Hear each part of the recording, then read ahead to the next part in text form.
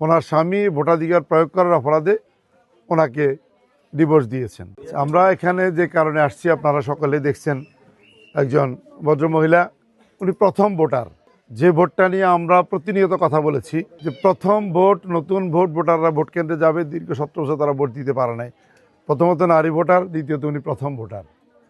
উনি ভোটাধিকার প্রয়োগ করতে গিয়েছিলেন, এটা ওনার নাগরিক অধিকার, কিন্তু ওনার স্বামী ভোটাধিকার প্রয়োগ করার অপরাধে ওনাকে ডিভোর্স দিয়েছেন। আমরা এখানে একটা কথা বলে রাখি, ওনার স্বামীর একটা পরিচয় আমরা ইতিমধ্যে পেয়েছি। উনি সম্ভবত এই ইউনিয়ন স্বেচ্ছাসেবক লীগের একজন নেতা।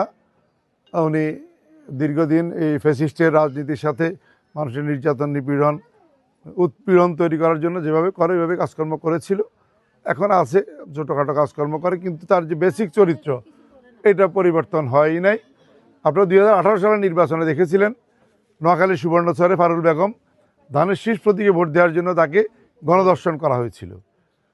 তারা মানুষের অধিকারের উপর যে আওয়ামী লীগ গোষ্ঠীগতভাবে, দলগতভাবে সবসময় সকল পরিস্থিতিতে রুদ্ধ করে রাখতে চায়, জিম্মি করে রাখতে চায়, মানুষকে ভোট দিতে দেয় নাই, এটার প্রতিফলন পারুল বেগমের উপর ঘটেছিল। বিরোধী মতের এখানে ঘটেছে স্বয়ং নিজের স্ত্রীর উপর, পরিবারের উপর।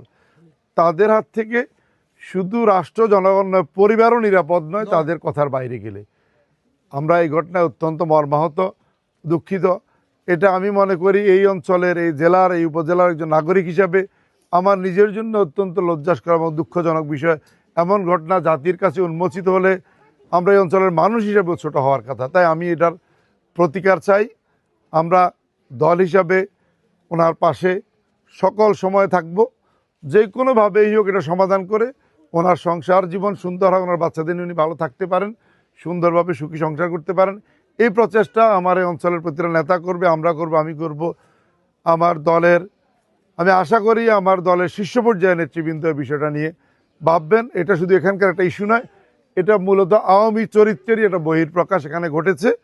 এর ভিতর দিয়ে তারা কীভাবে এখনও মানুষকে পলাতক থেকে, দূরে থেকে, আড়ালে আবডাল থেকেও মানুষকে চাপে রাখছে, মানুষের অধিকার হরণ করছে, অধিকারের জায়গাটাকে রুদ্ধ করে দেওয়ার কাজ করছে।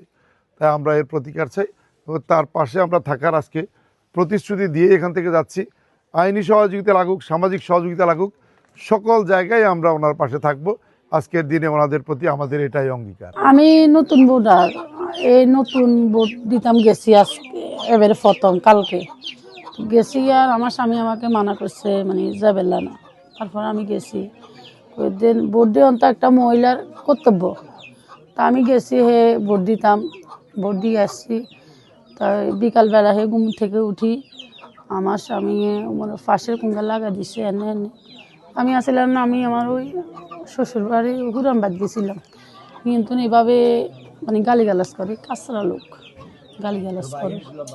করবার পরে এবারে কী করছেন, কইয়ে দেন ভোট দিয়ে অন্ত অপরাধ নয়, একটা মহিলা হিসাবে তো কর্তব্য।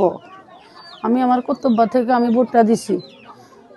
এবারে মানে হে 3-4 বার 5-6 বার বলি গেলেছে, ঘরে দুয়ারে ডুববার মতো আর মানে ডুববেলা দেন না, এরকম ঠিক।